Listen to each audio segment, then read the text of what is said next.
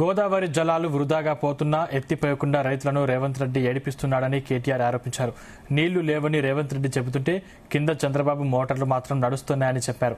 ఇక్కడ నీళ్లు లేకుంటే కింద ఎలా ఉన్నాయని కేటీఆర్ ప్రశ్నించారు.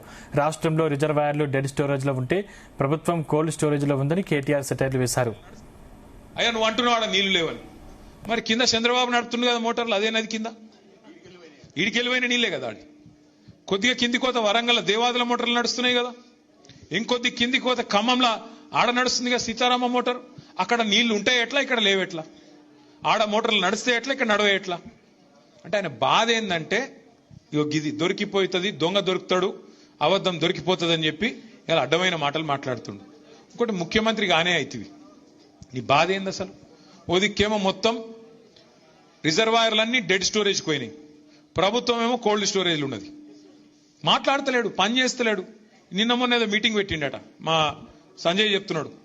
కరువు పరిస్థితులు వచ్చినాక ఇప్పుడు మీటింగ్ పెట్టినట. కరువు రానే వచ్చే రైతులు బాధ వడనే పడుతుంది. ఇన్ని రోజులకు మేల్కొన్నావు. ఎప్పుడు చెప్పారు శాస్త్రవేత్తలు?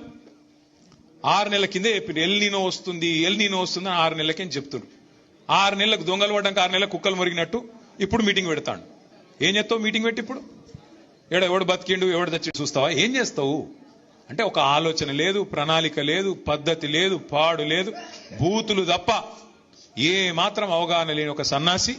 అయ్యా నువ్వు అంటున్నావు ఆడ నీళ్లు లేవని, మరి కింద చంద్రబాబు నడుతుంది కదా మోటార్లు, అదే నది కింద.